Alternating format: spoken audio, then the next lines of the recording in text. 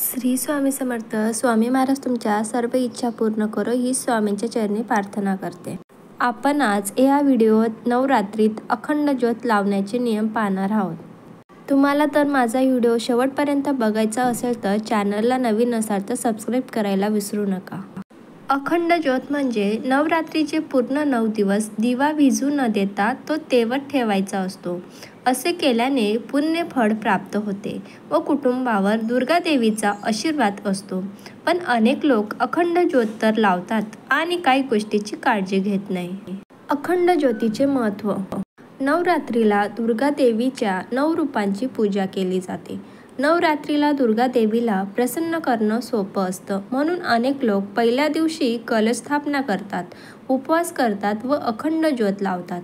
एखादी इच्छा व संकल्प ठेवून अखंड ज्योत लावलेल्या भक्तांच्या इच्छा पूर्ण होतात असे मानले जाते. सोबतच दिवाजवळ जप केल्याने 1000 पटीने पुण्य फळ मिळते. पण त्याचे काही नियम असतात, त्याचे पालन करणे आवश्यक आहे. अखंड ज्योत लावण्याचे नियम. अखंड ज्योत लावल्यावर त्या दिव्याला एकटं सोडू नये. त्याची निगा राखण्यासाठी कोणीतरी असलं पाहिजे. नवरात्रीत अखंड ज्योत लावल्याने कुटुंबात सुख समृद्धी येते आणि कुटुंबातील सदस्यांची प्रगती होते. ज्योतीच्या प्रकाशाने सगळ्या समस्या नष्ट होतात, तसंच देवीचा आशीर्वाद लाभतो. त्यामुळे जीवन देखील प्रकाशमान होतं आणि घरातील सकारात्मक ऊर्जाचा वास असतो. अखंड ज्योत लावण्यापूर्वी मनात एक संकल्प करा व तो पूर्ण करण्यासाठी देवीकडून आशीर्वाद मागा. अखंड ज्योतीला आसनावर किंवा लाल कपडा टाकून मग त्यावर ठेवावे. जर जमिनीवर ठेवत असाल तर त्याखाली अष्टदल काढा व त्यावर ठेवा. अखंड ज्योत रक्षासूत्राने केली जाते. 1.25 हाताचा रक्षासूत्र दिव्याच्या मधोमध ठेवावा.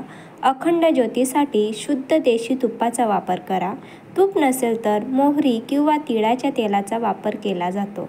अखंड ज्योत देवीच्या डाव्या बाजूला ठेवावी व जर मोहरीचे तेल असलेला दिवा असेल तर उजव्या बाजूला ठेवावा.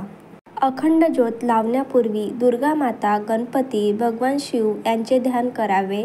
नंतर ओम जयंती मंगला काली भद्रकाली कृपालिनी दुर्गा क्षमा शिवा धात्री स्वाहा सुधा नमस्तुते ह्या मंत्राचा जप करावा.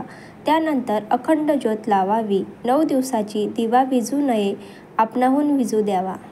जर तुम्हाला माझा व्हिडिओ आवडला असेल तर जास्तीत जास्त शेअर करा, लाईक करा, कमेंट करा आणि नवीन असाल तर चॅनलला सबस्क्राईब करायला विसरू नका. धन्यवाद.